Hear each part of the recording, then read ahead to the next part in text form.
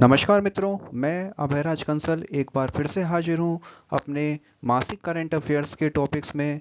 हमारी मासिक पत्रिका योजना सारांश को लेकर के इसमें जो जो इम्पोर्टेंट टॉपिक हैं, महत्वपूर्ण हैं, उनसे रिलेटेड हम आपको जानकारी प्रदान करेंगे अपने इस आने वाले वीडियो में। तो आइए शुरुआत करते हैं। हमारे इस जून माह की मासिक पत्रिका में पहला टॉपिक जो कवर पेजेस पे दिया जाता है उससे शुरुआत करेंगे। वह है हमारा मिशन लाइफ। आइए बात करते हैं मिशन लाइफ क्या है। ये हमारा भारत सरकार के द्वारा शुरू किया गया एक नया मिशन है जिसमें पर्यावरण की रक्षा के लिए, उसके संरक्षण के लिए व्यक्तिगत तौर पर और सामुदायिक तौर पर काफ़ी सारी कार्यवाही प्रेरित करने के लिए एक जन आंदोलन का निर्माण किया जाएगा। यही हमारा मिशन लाइफ का एक महत्वपूर्ण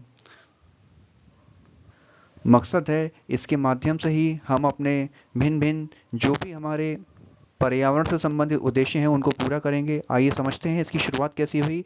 तो यूनाइटेड किंगडम यानी कि यूके के ग्लासगो में एक United Nations framework on convention on climate change यानी कि यूएनएफसीसी के ऊपर जो हमारा कॉन्फ्रेंस ऑफ पार्टीज़ था उसके 26वें सत्र में भारत ने जलवायु परिवर्तन का मुकाबला करने के लिए मिशन लाइफ यानी कि पर्यावरण के लिए जीवन शैली का मंत्र दिया।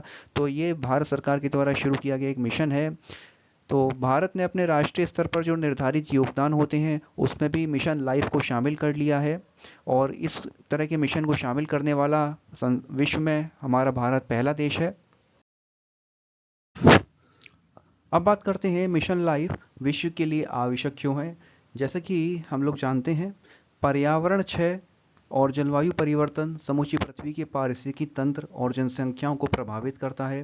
पृथ्वी का तापमान 2 डिग्री सेल्सियस बढ़ने से अनुमान है कि लगभग 3 अरब लोगों को आने वाले समय में सूखे के कारण निरंतर तौर पर पानी की कमी का सामना करना पड़ेगा।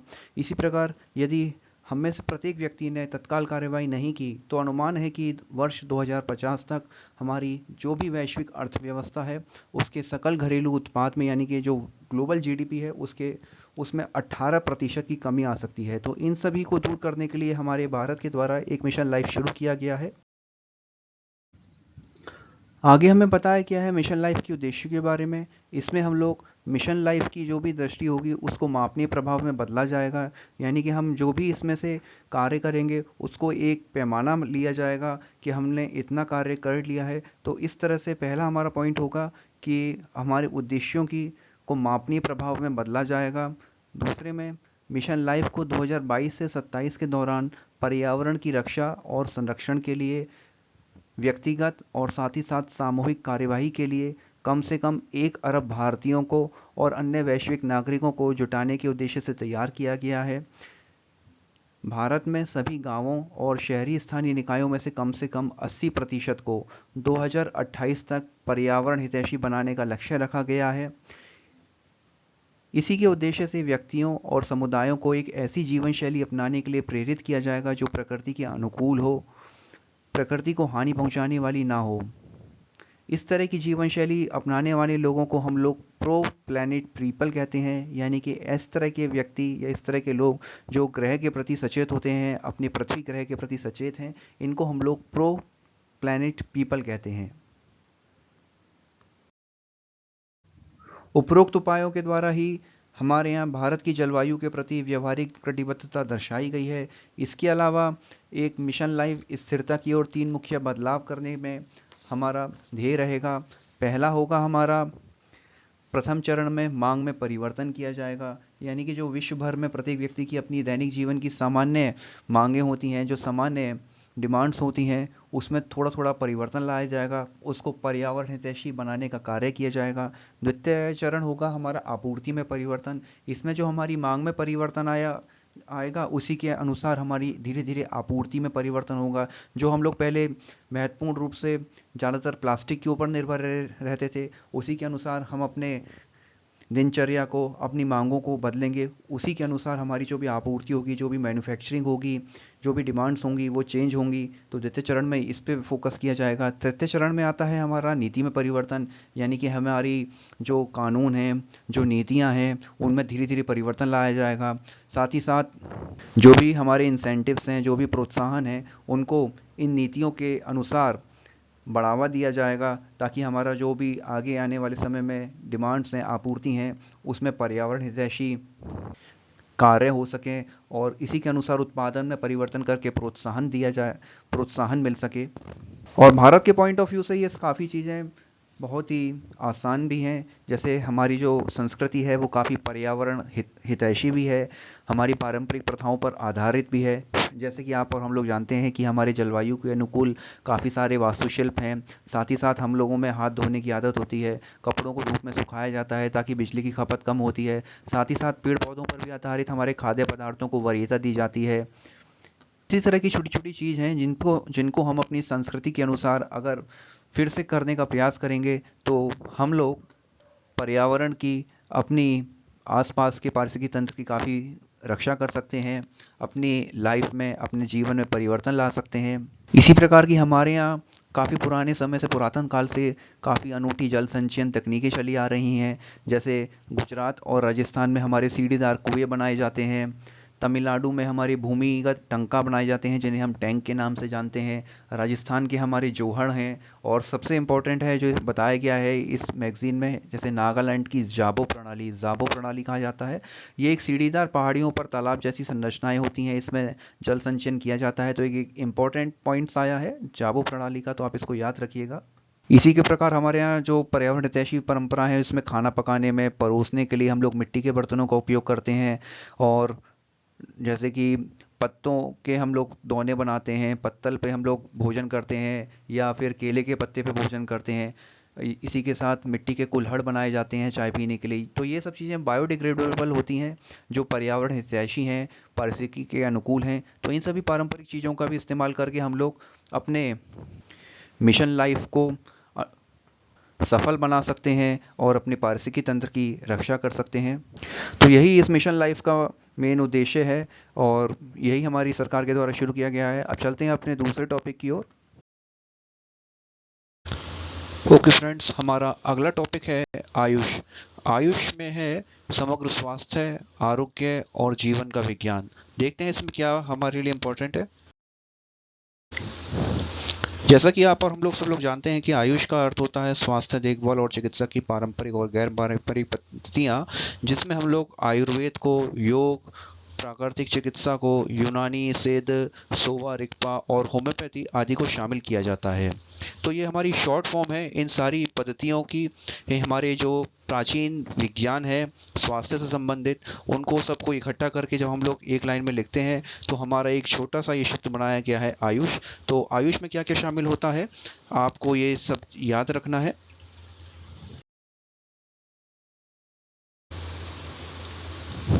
तो हमारी भारत सरकार के आयुष मंत्रालय ने ये आयुर्वेद, होम्योपैथी, यूनानी, सिद्ध और योग तथा प्राकृतिक चिकित्सा में अनुसंधान के लिए, इसकी रिसर्च के लिए एक स्वायत्त संस्थान के रूप में हमारी 5 अनुसंधान परिषदों का गठन किया है।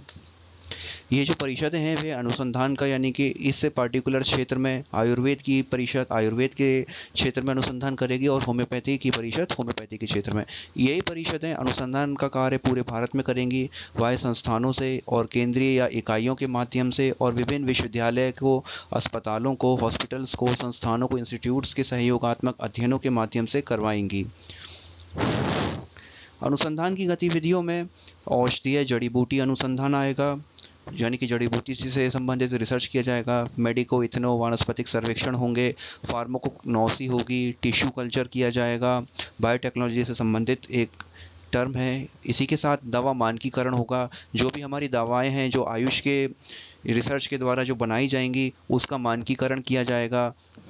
औषधीय अनुसंधान भी होंगे, नैदानिक अनुसंधान होंगे, यानी कि किसी रोग से संबंधित कोई उपचार किस प्रकार कार्य करें, और किस तरह की पद्धति को, और किस तरह की दवाई को कितनी मात्रा में देना है, इसके ऊपर अनुसंधान रिसर्च किया जाएगा। साहित्यिक अनुसंधान होगा, यानी कि जो भी हमारा रिसर्च होगा, जो भी अनुसंधान होगा, उसका सब डाटा लिखा जाएगा, मोटी मोटी किताबें बनाई जाएंगी, यानी कि सब एक रिकॉर्ड वे में होगा। एक इसी के साथ हमारे जो ग्रंथों में जो प्राचीन साहित्य हैं उससे संबंधित जो भी टर्म दी गई हैं वहाँ पर, उससे संबंधित भी हमारा खोज खोज के निकाला जाएगा कि किस तरह से उसमें पद्धतियाँ बताई गई हैं तो उसके ऊपर भी अनुसंधान होगा। उसमें क्या क्या जड़ी बूटियाँ या दवाओं के बारे में बताया गया है उससे संबंधित अनुसंधान होगा। तो साहित्यिक अनुसंधान में हमारी ये सब चीज़ें आएंगी। इसी के साथ आउटरीच गतिविधियाँ होंगी, यानी कि विदेशों में जाया जाएगा, तरह तरह की कॉन्फ्रेंसेस करी जाएंगी। बड़े बड़े वैज्ञानिक जो शोधकर्ता हैं और विशेषज्ञ हैं इस आयुष से संबंधित विभिन्न क्षेत्रों के एक साथ इकट्ठा होंगे, अपने क्षेत्र से संबंधित विशेषताएं बताएंगे, अपना ज्ञान साझा करेंगे। और इसी के साथ इस अनुसंधान के माध्यम से प्रोटोकॉल भी विकसित किए जाएंगे और आयुष में वैज्ञानिक जांच को बढ़ावा देने के लिए राष्ट्रीय और अंतर्राष्ट्रीय अनुसंधान संगठनों के साथ सहयोग भी किया जाएगा।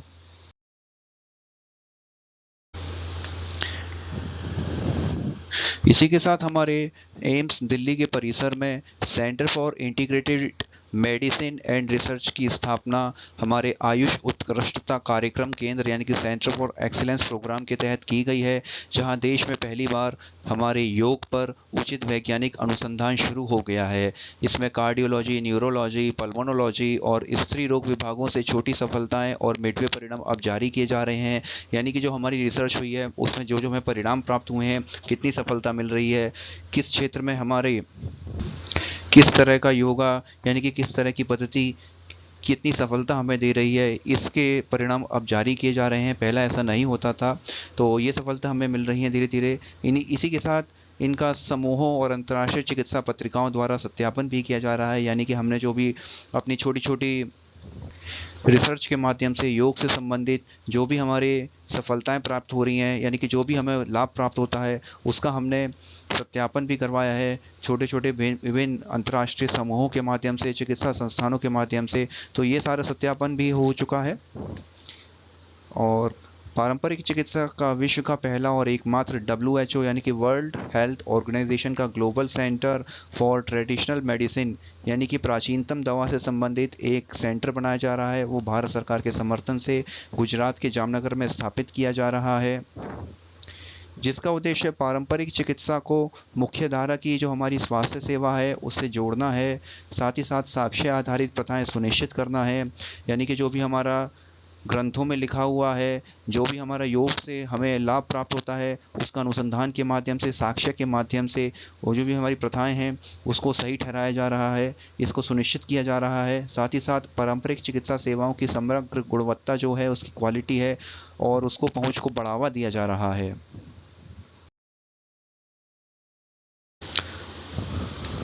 भारत सरकार के आयुष मंत्रालय के द्वारा शुरू किए गए ये सारे प्रयास हमारे संयुक्त राष्ट्र के सतत विकास लक्ष्यों के अनुरूप ही हैं।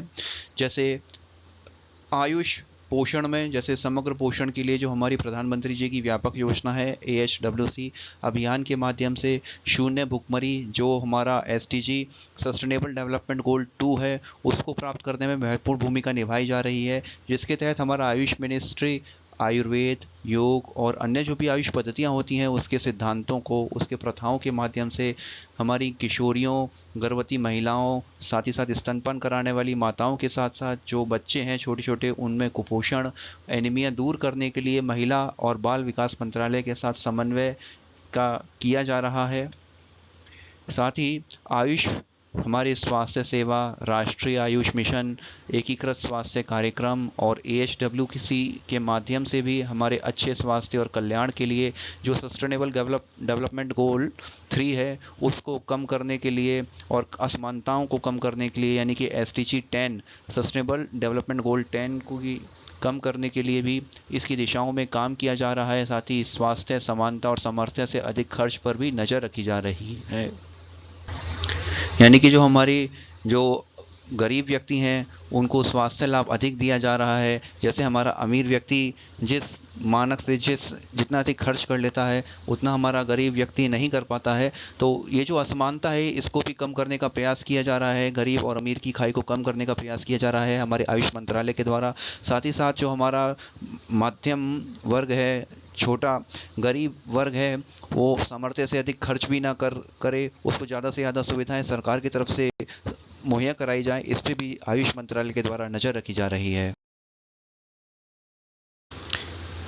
इसी के साथ हर्बल दवाएं, प्रकृति के संसाधनों के उपयोग से आयुष ने हमेशा SDG 11 यानी कि जो टिकाऊ शहर और टिकाऊ समुदायों का समर्थन किया है। जैसा कि आप और हम लोग जानते हैं कि जो हमारी हर्बल दवाएं होती हैं वे हमें प्रकृति के स्रोतों से औषधियों के माध्यम से प्राप्त होती हैं, और आजकल हम लोग आयुष वन के माध्यम से भी यानी कि औषधियों की हम लोग खेती कर रहे हैं, उसके माध्यम से भी हर्बल दवाओं का उत्पादन किया जा रहा है। प्राकृतिक संसाधनों के उपयोग को ज़्यादा से ज़्यादा बढ़ावा दिया जा रहा है। और ये जो हमारी साधारण दवाएं होती हैं इसको हम लोग केमिकल के माध्यम से बनाते हैं और इसमें प्रकृति का काफ़ी नुकसान होता है, तो इसको कम किया जा रहा है हमारे आयुष के माध्यम से। इसी के साथ हमारा एक SDG 17 यानी कि सतत विकास लक्ष्य 17 होता है। हमारे जितने भी सतत विकास लक्ष्य हैं उसको प्राप्त करने के लिए हम लोग किस प्रकार के अपने प्रयास कर रहे हैं और किस तरह के हमारे लक्ष्य को हम कितने समय प्राप्त करेंगे, किन किन प्रौद्योगिकियों का हम लोग प्रयोग कर रहे हैं। तो ये हमारा एक दूसरे को बताने की जिम्मेदारी होती है, एक विभिन्न राष्ट्र को बताने की जिम्मेदारी होती है कि हम लोग किस तरह से अपने लक्ष्यों को प्राप्त कर रहे हैं, किस तरह के हम अपने प्रौद्योगिकी का इस्तेमाल कर रहे हैं। तो ये सारा ज्ञान हम लोग साझा करते हैं, तो ये हमारा SDG 17 में आता है।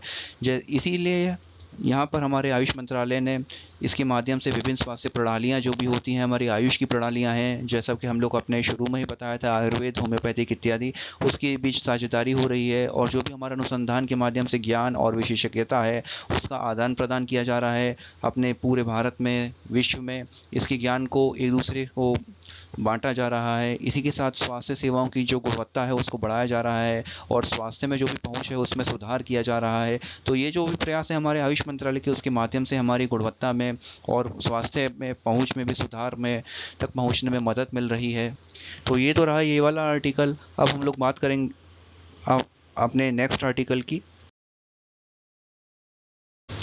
ऑलराइट गाइस, हमारा नेक्स्ट आर्टिकल है वैश्विक कल्याण के लिए योग। आइए देखते हैं इसमें हमारे लिए क्या क्या इंपॉर्टेंट पॉइंट्स हैं।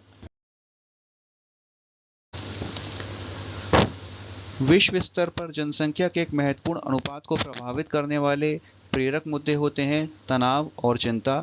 इनसे उच्च रक्तचाप होता है, अवसाद होता है और हृदय रोग जैसी विभिन्न स्वास्थ्य समस्याएं भी होती हैं।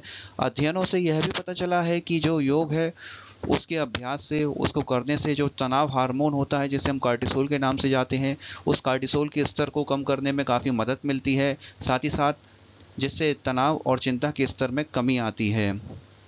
तो हमारा जो योग है वो काफ़ी सारे सुधार करता है हमारे जीवन में, हमारी दिनचर्या में। जैसे हमारे शरीर को लचीला और ताकत में सुधार करता है, हमारे मानसिक तनाव को दूर करता है, उत्तेजना यानी कि क्रोध को हमारे कम करता है, स्वास्थ्य को बढ़ावा देता है, प्रतिरक्षा में सुधार करता है, आपकी इम्यूनिटी बढ़ाता है, जीवन की गुणवत्ता को बढ़ाता है, नींद में सुधार करता है। जैसे कुछ लोगों को शिकायत होती है कि नींद कम आती है या असमय नींद के शिकार होते हैं, तो उनकी सेहत में भी सुधार होता है, आपकी एकाग्रता में वृद्धि करता है, याददाश्त, मेमोरी लेवल में वृद्धि करता है। तो ये सारे हमारे बेनिफिट्स होते हैं योग के। इसी के साथ जो हमारे महर्षि पतंजलि हुए हैं उनके अष्टांग योग, जिसे हम 8 लिम्स ऑफ योगा के नाम से जानते हैं, उसमें हमारा आता है यम, ऑब्जर्वेशन, आसन, प्राणायाम, प्रत्याहार, धर्म, मेडिटेशन और समाधि। यम में आता है हमारा ऑब्जर्वेशंस यानी कि किसी चीज़ को समझना। नियम आता है रेस्ट्रेंस, कुछ हमारे रूल्स होते हैं हमें उनको फॉलो करना होता है। आसन यानी कि पोस्चर, किस तरह के हम आसन लगाते हैं, किस तरह से बैठते हैं, वो सब चीज़ें आती हैं। प्राणायाम, ब्रीथ रेगुलेशंस आती हैं। प्रत्याहार आता है कंट्रोल ओवर द सेंसेस आता है, यानी कि आपके अपने माइंड को कंट्रोल रखना है। कंसंट्रेशन आता है, किसी चीज़ पे पूरा मन लगा के काम करना है। मेडिटेशन आता है, समाधि आता है, सेल्फ रियलाइजेशन की खुद को समझना भी होता है। तो ये सब चीज़ें होती हैं जो हमारे महान ऋषि पतंजलि, महर्षि पतंजलि के द्वारा बताए गए हैं अष्टांग योग में। इसी के साथ साथ हम अपने जीवन में यम और नियम की शिक्षाओं से, योग के अभ्यास से आंतरिक शांति और संतोष की भावना को भी प्राप्त कर सकते हैं, जिससे दूसरों के साथ अधिक शांतिपूर्ण तरीके से और सामंजस्य के साथ संबंध बना सकते हैं। अहिंसा और संतोष के सिद्धांत सामंजस्यपूर्ण समाज बनाने में काफ़ी महत्वपूर्ण है। ये न केवल व्यक्तिगत की पूर्ति के लिए बल्कि दूसरों की भलाई के लिए भी काफ़ी इम्पोर्टेंट है। इसी प्रकार अहिंसा हमें किसी भी जीवित प्राणी को नुकसान नहीं पहुंचाने की शिक्षा देती है और संतोष हमें लगातार बाहरी मान्यता की तलाश करने के बजाय अपने खुद के भीतर संतोष और खुशी तलाशने की और अग्रसर करता है। तो ये हमारे योग से काफ़ी सारे बेनिफिट्स हैं, लाभ हैं। इसी के साथ साथ हमें दैनिक जीवन में अगर इन मूल्यों को हम शामिल करते हैं तो उस इससे हमें काफ़ी सहानुभूति होती है, यानी कि हमें करुणा का भाव प्राप्त होता है, पारस्परिक देखभाल की संस्कृति को बढ़ावा मिलता है। इससे हमारे समाज को और दुनिया की बेहतर बनाने में काफ़ी योगदान दिया जा सकता है। साथ ही साथ जो हमारा योग है वो पर्यावरणीय स्थिरता को बढ़ावा देने में काफ़ी महत्वपूर्ण भूमिका निभाता है। जो हमारा योग का अभ्यास है वो सभी प्राणियों के एक दूसरे से अंतर संबंधों को और जो हमारी प्राकृतिक दुनिया है उसके जो जीव जंतु हैं उसके संरक्षण के महत्व की काफ़ी गहरी समझ भी पैदा कर देता है। इसी के साथ योग का एक मूलभूत सिद्धांत भी है कि अपरिग्रह, यानी कि किसी पर अधिकार नहीं जताना, जो हमें यह सिखाता है कि केवल जो हमारे लिए आवश्यक वस्तु है केवल उतना ही उपयोग करें, बाकी का उपयोग हमें नहीं करना चाहिए, बाकी दूसरों के लिए छोड़ देना चाहिए। यानी कि हमें अपनी आने वाली पीढ़ी के लिए भी विचार करते हुए भी किसी वस्तु का उपभोग करना चाहिए। इससे हमें पर्यावरणीय प्रभाव को कम करने में और पर्यावरणीय स्थिरता को प्राप्त करने में काफ़ी लाभ होता है। इसी प्रकार हम अहिंसा, संतोष के सिद्धांतों को अपनी जीवन में लाके एक ऐसे समाज का निर्माण कर पाएंगे जो सत्य अर्थों में हमारा घर कहने के लायक होगा और हमारे पृथ्वी ग्रह के सभी प्राणियों की भलाई में काफ़ी महत्व देगा।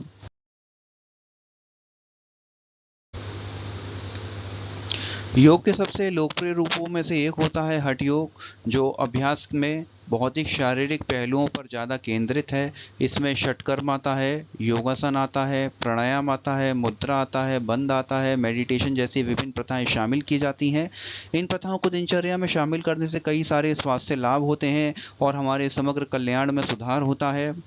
जैसे यम में हमारे आता है अहिंसा, नॉन वायलेंस, सत्य, ट्रुथ, हमेशा सत्य बोलना चाहिए, अस्ते, नॉन स्टीलिंग, कुछ चोरी का प्रयास नहीं करना चाहिए, ब्रह्मचर्य, सेलिबेसी आता है, यानी कि सादा जीवन में अपना यकीन रखना चाहिए, और अपरिग्रह, नॉन पॉसेसिवनेस, यानी कि जितना आपको प्राप्त है उससे जितना आपको आवश्यकता है उससे ज़्यादा का इस्तेमाल नहीं करना चाहिए।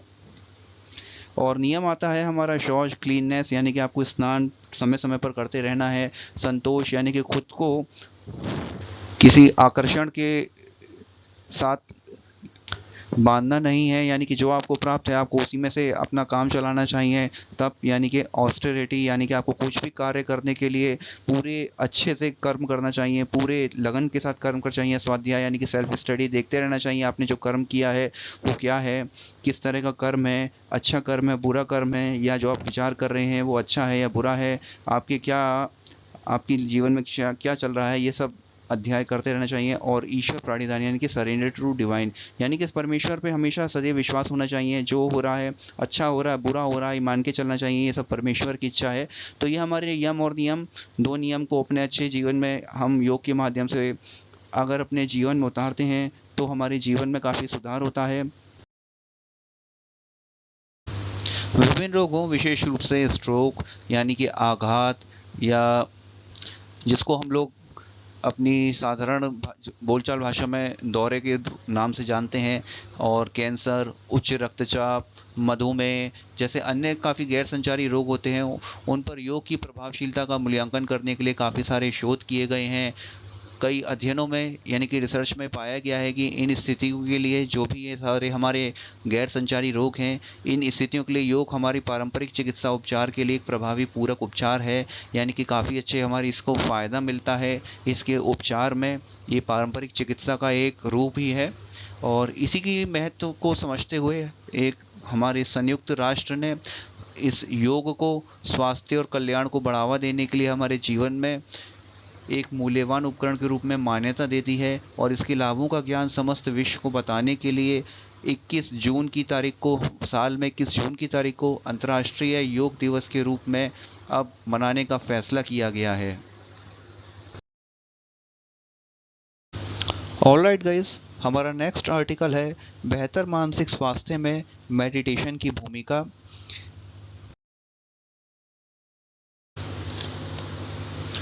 शारीरिक स्तर पर हम स्वास्थ्य को एक स्वस्थ आहार, व्यायाम, एक अच्छी जीवन शैली आदि के रूप में जानते हैं। हालांकि अगर कोई स्वयं को ऊर्जावान या स्पंदनात्मक स्तर पर देखे तो हम पाते हैं कि मानव शरीर के अंदर अस्तित्व की कुछ परतें होती हैं।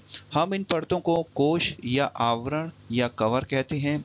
हमारे उपनिषदों ने भी कोशों को चेतनता की 5 परतों के रूप में वर्णित किया हुआ है, जो भौतिक शरीर से शुरू होती हैं और हमारी आत्मा या अंतरतम की सबसे गहरी परत तक भीतर की ओर बढ़ती चली जाती हैं। हमारे योग और मेडिटेशन का अभ्यास हमें इन परतों का अनुभव करने में काफ़ी मदद करता है और हमें सच्चे अर्थों में उन्हें समझने में मदद करता है, जिससे हम स्वयं के सच्चे आंतरिक स्व की खोज करते हैं।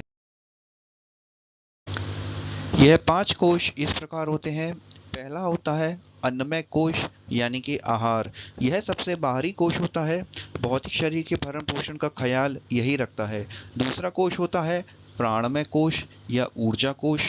यह कोश प्राण या जीवन शक्ति ऊर्जा के प्रवाह को नियंत्रित करता है। तीसरा कोश होता है मनोमय कोश, मन या मस्तिष्क। मनोमय कोश है जो हमें हमारे विचारों को और भावनाओं के बारे में जागरूकता देता रहता है। चौथा कोश होता है विज्ञानमय कोश या अंतर्ज्ञान। यह कोश एक सहज गहन स्तर से जुड़ा हुआ है, जो आध्यात्मिक ज्ञान तक पहुंच प्रदान भी करता है।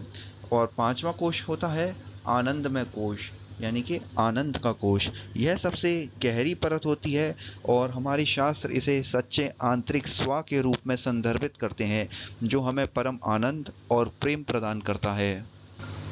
इसी कारण हमारे उपनिषदों में भी आंतरिक स्वच्छता के लिए मेडिटेशन करने की सलाह दी गई है। नेक्स्ट आर्टिकल है स्वस्थ जीवन शैली के आधार। इस आर्टिकल में भोजन से संबंधित, आधार से संबंधित कुछ सलाह दी गई हैं, कुछ विशेषताएं बताई गई हैं। आइए समझते हैं। जैसे हाफ प्लेट नियम। हम लोग जो कुछ भी खाना चाहते हैं उसे एक बार में ही अपनी प्लेट में रख लेना चाहिए। इससे हमको पता रहता है कि हम वास्तव में क्या खा रहे हैं। इस तरह अपने भोजन की मात्रा को हम नियंत्रित कर सकते हैं। साथ ही यह भी सुनिश्चित कर सकते हैं कि हम प्लेट में हर खाद्य समूह का भोजन सही मात्रा में रखें। अनुसंधानों के अनुसार दोबारा तिबारा लेने के बजाय हमें अपना पूरा भोजन एक साथ प्लेट में लेना चाहिए, जिससे हम 14% कम खाते हैं। पारंपरिक भारतीय थाली और जापान का एक बेंटो बॉक्स एक तकनीक है, ये इसकी बेहतरीन मिसालें कही जाती हैं।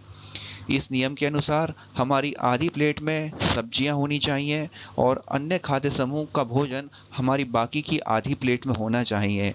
अन्न या अनाज को पेट भरने के लिए उपयोग नहीं करना चाहिए, बल्कि अन्न और अनाज को सहायक भोजन के तौर पर इस्तेमाल करना चाहिए। साथ ही साथ दाल, सूखे मेवे, कम वसा वाले दूध उत्पाद, अंडे, चर्बी रहित मांस, मुर्गा, मछली के रूप में प्रोटीन पर्याप्त मात्रा में भोजन में हमें शामिल कर लेना चाहिए।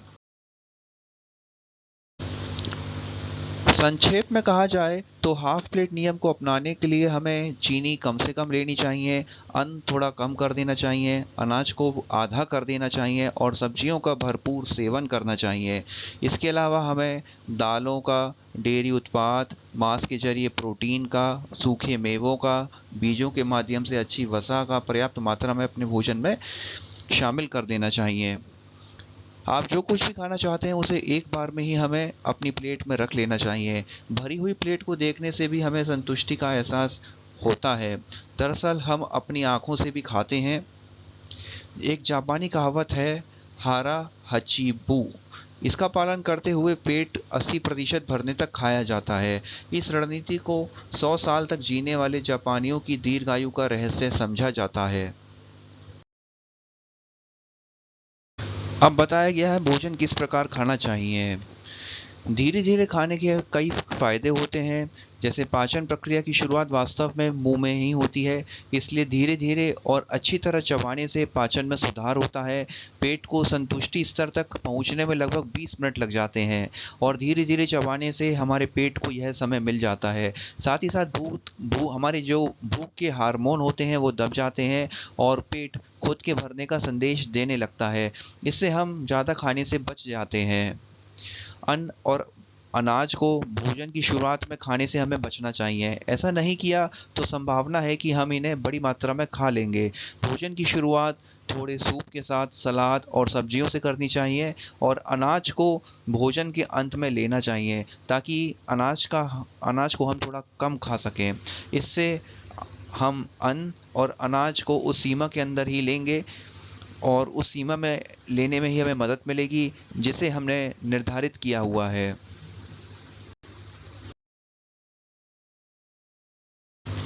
साथ ही यहाँ पर थोड़ा सा ज्वार के बारे में बताया गया है। जैसे कि हम यहाँ पर पोषण तथ्य में देख सकते हैं कि ज्वार में कार्बोहाइड्रेट की मात्रा सबसे अधिक होती है। तो जिस भोजन में ज्वार को हम लोग उपयोग करते हैं तो उससे हमें कार्बोहाइड्रेट की मात्रा अधिक प्राप्त होती है। इस ज्वार का वैज्ञानिक नाम सोरगम बाइकलर होता है। यह एक अर्धशुष्क क्षेत्रों के लाखों निवासियों के लिए मूल भोजन की फसलों में से एक है। इसे मोटे अनाजों का राजा के नाम से भी जाना जाता है। साथ ही साथ ज्वार वजन नियंत्रित करने का कार्य करता है, गठिया रोग के लिए काफ़ी उपयोगी होता है, और हृदय के लिए भी इसको अच्छा माना जाता है।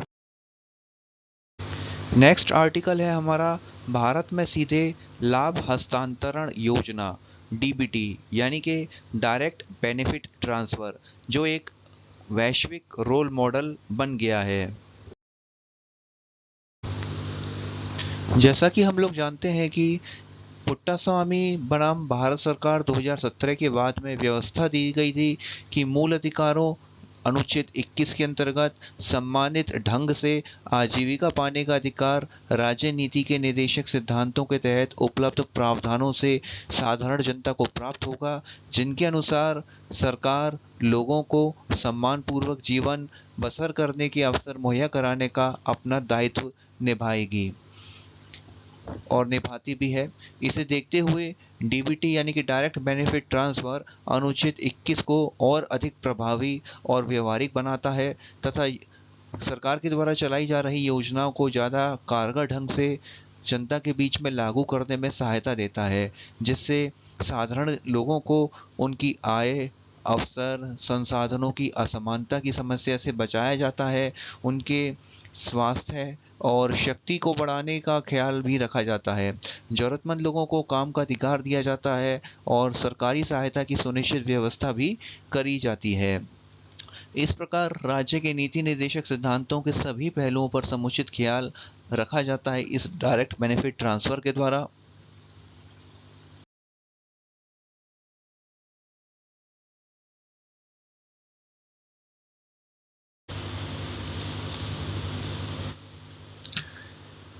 जन कल्याण की योजनाओं के सुचारू तरीके से लोगों तक पहुंचाने में भी डीबीटी योजना भारत में आधुनिक सुशासन का महत्वपूर्ण अंग बन चुकी है। हाल के सर्वेक्षणों में यह भी पता चला है कि सरकार की ओर से मूल्यों में दी जाने वाली काफ़ी सारी सब्सिडीज़ का फ़ायदा हमारे गरीब परिवारों की तुलना में अमीर परिवारों को ज़्यादा मिल रहा है। जैसा कि बिजली में, पानी और ईंधन की सब्सिडी में हो रहा है, और बाज़ार में इस कारण आने वाले छोटे मोटे उतार चढ़ाव का सबसे ज़्यादा नुकसान हमारे गरीबों को ही झेलना पड़ता है, जैसा कि न्यूनतम समर्थन मूल्य में होता है या रेलवे की सब्सिडी में हो रहा है। सब्सिडी या सारी हमारी सरकार की सहायता की योजनाओं में होने वाली लीकेज से सीधे बर्बादी या नुकसान तो होता ही है, बल्कि सरकार की ओर से संसाधनों का उचित प्रयोग न हो पाने के कारण हमारे अवसर भी निकल जाते हैं। इसलिए अब तय किया गया है कि मूल्य सब्सिडी से गरीबों को दिया जाने वाला लाभ सीधे एक मुश्त राशि हमारे लाभार्थियों के बैंक खातों में सीधे पहुंचा दी जाएगी, यानी हस्तांतरित की जाएगी, ताकि लाभ का दुरुपयोग रोका जा सके। इसी बात को देखते हुए हमारे जनधन, आधार और मोबाइल नंबर की एक तिकड़ी के माध्यम से सब्सिडी को डीबीटी के रूप में पहुंचाने का निर्णय लिया गया है। हमारे यहाँ पे जनधन यानी कि बैंक खाता, आधार, आधार कार्ड और मोबाइल नंबर किसी व्यक्ति का या परिवार को जो मुखिया होता है उसका मोबाइल नंबर। हमारे भारत में डीबीटी के जरिए न केवल पात्र लाभार्थियों को नकद सहायता दी जाती है, बल्कि उन्हें अन्य सामग्री के रूप में भी 300 से ज़्यादा केंद्रीय योजनाओं और राज्य स्तर की 2000 से ज़्यादा योजनाओं के तहत सहायता पहुंचाई जा रही है। आधार का प्रयोग किसी व्यक्ति की विशिष्ट पहचान करने के साथ ही साथ उसकी वित्तीय पुष्टि के लिए भी किया जाता है। आधार भुगतान हेतु इसके अंतर्गत आधार संख्या की पुष्टि विशिष्ट बचत बैंक खाते से मिलान करके की जाती है और आधार संख्या को लाभार्थी का पता समझकर सहायता राशि उसके बैंक खाते में हस्तांतरित कर दी जाती है और आधार अनेबल्ड पेमेंट सिस्टम AEPS के तहत लाभार्थी अपने आधार लिंक बैंक खातों में से बायोमेट्रिक पहचान बताकर अपना अंगूठे का निशान या अपनी आइरिस स्कैन से पहचान बताकर वो उसका लेन देन कर सकता है या सहायता राशि विभिन्न बैंक के जरिए या विभिन्न सहायता केंद्रों के जरिए प्राप्त कर सकता है। कुल मिलाकर डीबीटी से 2 तत्व की पहचान होती है और भुगतान की सुविधा भी मिलती है, जिसमें विभिन्न सरकारी और निजी सेवाओं का लाभ सीधे ऑनलाइन बिना कागजी कार्यवाही के और गोपनीयता बरकरार रखते हुए पहुंचाया जाता है।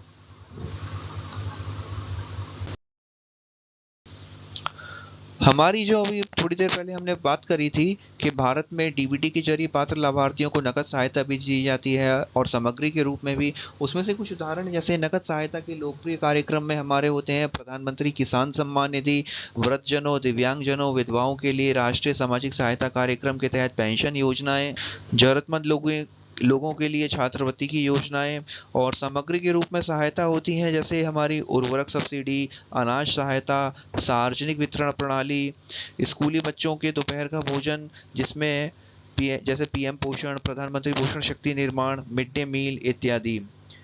जो पहली प्रकार की सहायता होती है उसमें लाभार्थियों को बैंक खातों में सहायता राशि सीधे ट्रांसफ़र कर दी जाती है, जबकि सामग्री के रूप में दी जाने वाली जो दूसरी किस्म की सहायता होती है वो लक्षित लाभार्थियों तक या तो सामान के रूप में या सेवा के रूप में पहुंचाई जाती है। लाभार्थी के नाम दर्ज करते समय उनके आधार का भी चित्र लिया जाता और उससे भारत के विशिष्ट पहचान प्राधिकरण की केंद्रीय पहचान आंकड़ा संग्रह में दर्ज विवरण से मिलान करके उसकी पुष्टि की जाती है और यह पुष्टि कितनी बार और कितने अंतराल पर होगी इसका निर्णय और योजना लागू करने वाली एजेंसी या विभाग ही करता है।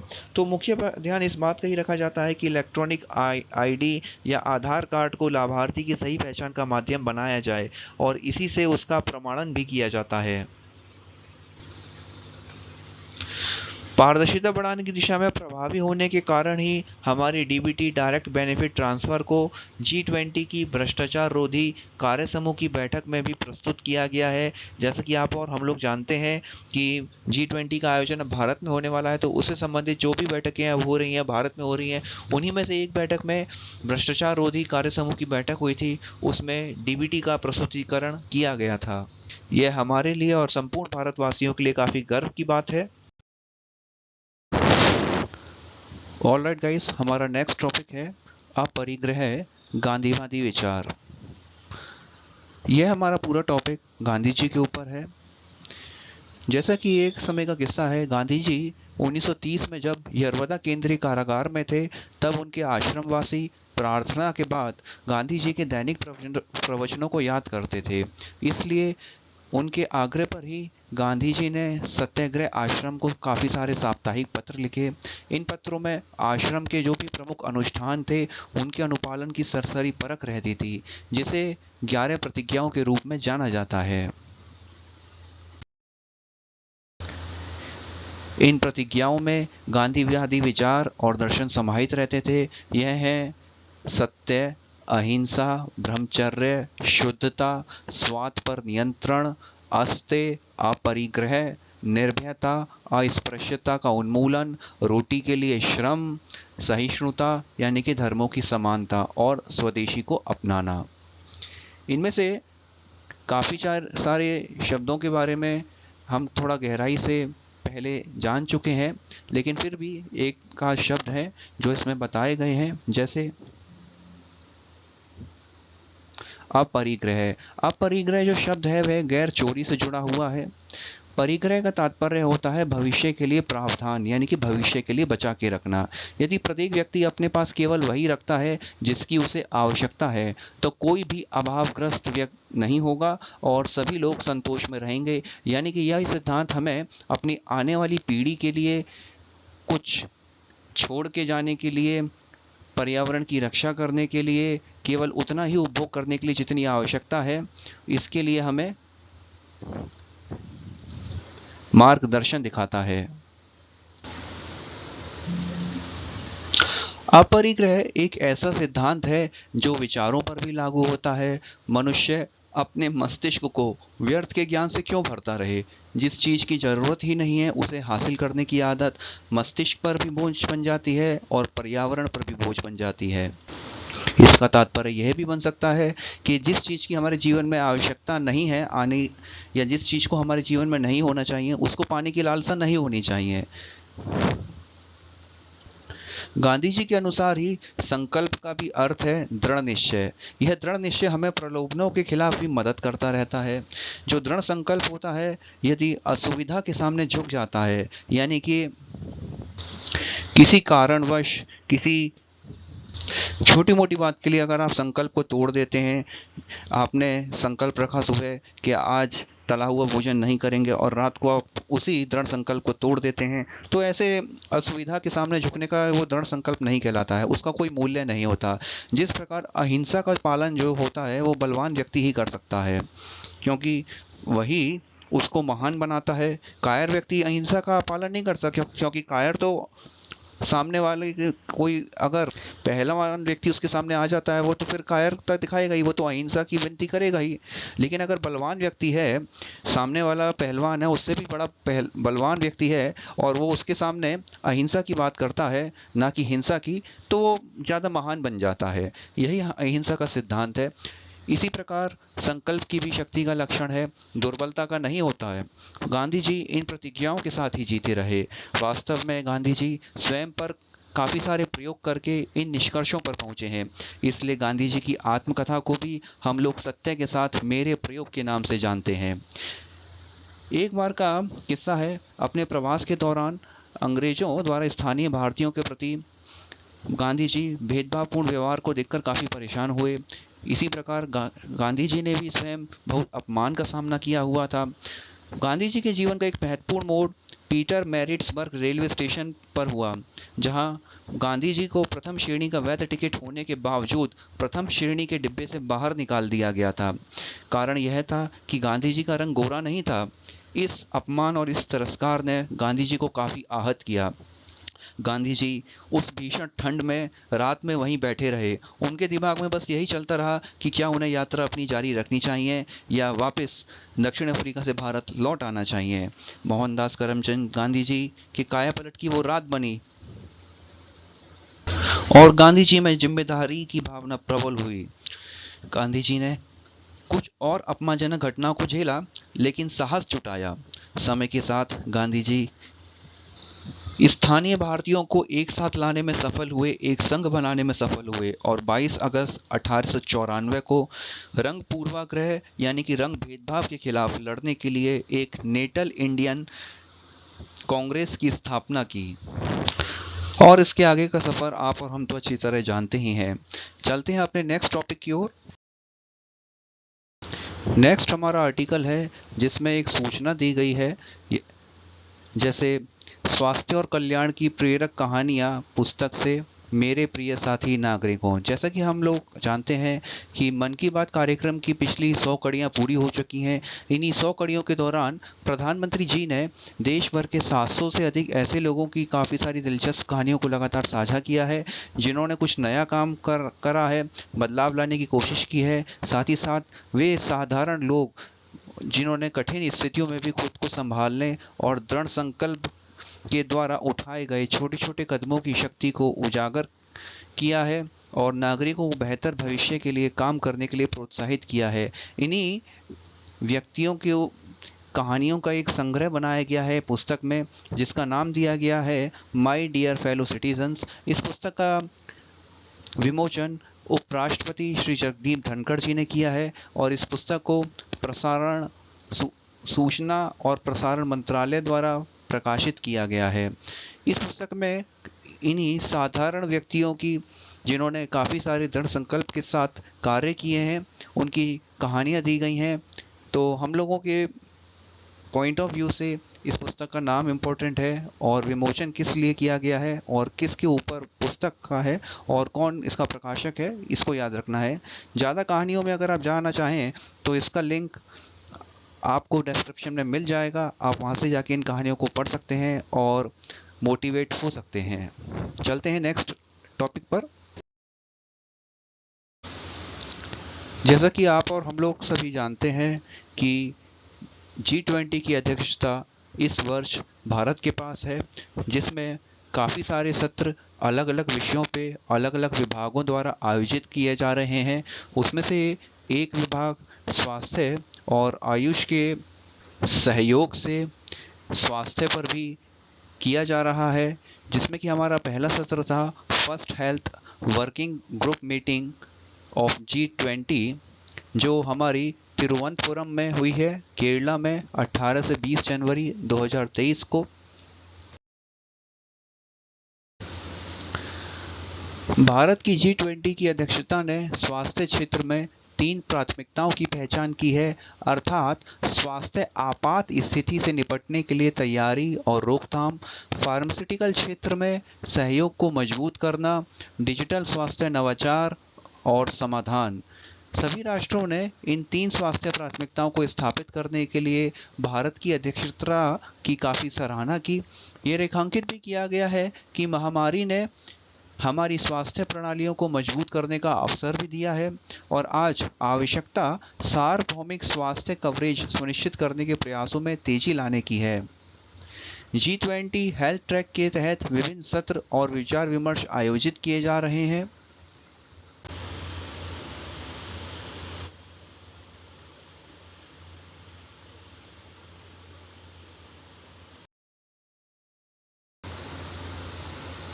G20 हेल्थ ट्रैक की पहली बैठक में इस बात पर चर्चा की गई कि कैसे महामारी की रोकथाम, निपटने की तैयारी और प्रतिक्रिया के लिए विविध बहुक्षेत्रीय बहु एजेंसी समन्वय के प्रयासों और समुदायों को भविष्य की स्वास्थ्य आपात स्थितियों के लिए उनके अनुरूप बदलाव करने के लिए मजबूत और सशक्त बनाने की आवश्यकता है। इसमें किसी भी स्वास्थ्य संकट की स्थिति में लोगों और प्रणालियों की सुरक्षा के लिए क्षमताओं में विविधता लाने की आवश्यकता पर भी प्रकाश डाला गया है। लचीली स्वास्थ्य प्रणालियों और जीवन रक्षक टीकों, चिकित्सा और निदान में निवेश के महत्व को रेखांकित किया गया। नेक्स्ट टॉपिक है खुले, सुरक्षित, विश्वसनीय और जवाबदेह इंटरनेट की ओर। ये भारत सरकार के द्वारा एक संशोधन लाया गया है, जिसके बारे में यहाँ पर सूचना दी गई है। भारत सरकार ने ऑनलाइन गेमिंग और सरकारी कामकाज के संबंध में झूठी और भ्रामक जानकारी के प्रचार से संबंधित सूचना प्रौद्योगिकी, इंटरमीडियरी दिशा निर्देश और डिजिटल मीडिया आचार संहिता नियम 2021 में संशोधन अधिसूचित किया है। इन संशोधनों का उद्देश्य ऑनलाइन गेम और सरकारी कामकाज से संबंधित फर्जी या झूठी भ्रामक जानकारी के संबंध में ऑनलाइन गेमिंग और सोशल मीडिया इंटरमीडियरी द्वारा अतिरिक्त सावधानी बरतना है। माता पिता, स्कूल के शिक्षक, शिक्षाविद, छात्र, गेमर्स और गेमिंग उद्योग संघ, साथ ही साथ बाल अधिकार निकाय आदि सहित कई हितधारकों के साथ काफ़ी सारा विचार विमर्श किया गया है। उसके बाद इन संशोधनों का मसौदा भी तैयार किया गया है। इसी के तहत भारत सरकार बिजनेस नियमों का आवंटन 1961 के तहत पिछले साल 23 दिसंबर को इलेक्ट्रॉनिक्स और सूचना प्रौद्योगिकी मंत्रालय को ऑनलाइन गेमिंग के नियमों से संबंधित मामला आवंटित किया गया था। मिनिस्ट्री ने एक पखवाड़े के भीतर आईटी नियमों में संशोधन का मसौदा तैयार कर लिया और उन्हें 2 जनवरी 2019 को परामर्श के लिए अपलोड भी किया था। इसी के बाद 11, 17 और जनवरी 2023 और 16 फरवरी 2023 को धारकों के साथ बैठकें भी आयोजित की गईं। इसके बाद एक मसौदा बना के संशोधन के माध्यम से इस नियम को अधिसूचित किया गया है। नेक्स्ट हमें योजना मैगजीन में दिया गया है पुस्तक चर्चा, जिसमें एक खास प्रकाशित पुस्तक के ऊपर एक छोटा सा विज्ञापन की तरह दिया जाता है, जिसमें से थोड़ी समरी दी जाती है, पुस्तक के बारे में बताया जाता है। उसमें से एक पुस्तक यहाँ पे बताई गई है, योग विज्ञान स्वरूप परंपरा एवं प्रयोग। इसके लेखक हैं श्री सीताराम झा श्याम जी और प्रकाशक है हमारा प्रकाशन विभाग, सूचना और प्रसारण मंत्रालय, भारत सरकार। यह पुस्तक योग विज्ञान के ऊपर है। तो जिस प्रकार हम लोग जानते हैं कि योग जो शब्द है वो कानों में पड़ता है तो सबसे पहले सहज ही अलग अलग आसनों और मुद्राओं को धारण किए लोगों की छवियां उभरने लगती हैं। ऐसा क्यों होता है? क्योंकि एक सामान्य जीवनचर्या वाला व्यक्ति अपने आसपास योग को इसी रूप में देखता है, तो वो इसी रूप में समझता है। लेकिन हमारा जो योग विज्ञान की दृष्टि से देखें तो मुद्राएं और आसन योग का मात्र एक छोटा सा अंग है, जो योग के प्रायोगिक पक्ष को ही दर्शाते हैं। मात्र इस प्रायोगिक पक्ष से भी परे भी योग का एक विशाल संसार है, जो आत्म साक्षात्कार कराता है, मन पर नियंत्रण सिखाता है और परहित चिंतन में सुख की अनुभूति कराता है। योग का मूल उद्देश्य ही है आत्म साक्षात्कार से परमात्म साक्षात्कार, यानी स्वयं में ईश्वरीय चेतना का वास समझते हुए उस चेतना की अनुभूति करना। तो ये छोटी सी समरी यहाँ पर बताई गई है। अगर आपको पुस्तक का अच्छा लग रहा है समरी, तो आपसे गुजारिश है इस पुस्तक को ज़रूर एक बार पढ़िए। और आपको पुस्तक का नाम और प्रकाशन हमने बता ही दिया है, तो विभिन्न बुक शॉप्स पर आपको ये पुस्तक मिल जाएगी, आसानी से मिल जाएगी। तो योग के बारे में आप पूरी गहराई से अपना समझ बढ़ाइए। तो ये तो रही हमारी पूरी योजना मैगजीन के ऊपर बात।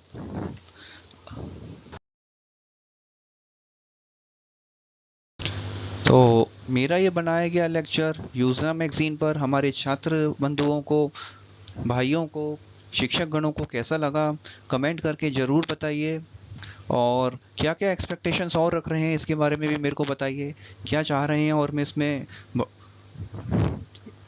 कमेंट करके ज़रूर बताइए, ताकि मैं अपने आने वाली वीडियो में उसको इम्प्रूव कर सकूं और ज़्यादा से ज़्यादा फ़ायदा पहुंचा सकूं। पिछले वीडियोस जो मैंने योजना मैगजीन पर बनाए थे, कमेंट्स के माध्यम से मुझे पता चला था कि वे वीडियो काफ़ी लेंदी हो गए हैं। तो मेरा इस लेक्चर में प्रयास रहा है कि काफ़ी थोड़े शॉर्ट में जानकारी हमारे छात्र बंधुओं को प्रदान की जाए, ताकि वे इम्पोर्टेंट जानकारी को लेकर अपनी परीक्षाओं की तैयारी कर सकें और सफलता प्राप्त कर सकें। जल्द ही फिर से मुलाकात होगी, तब तक के लिए धन्यवाद।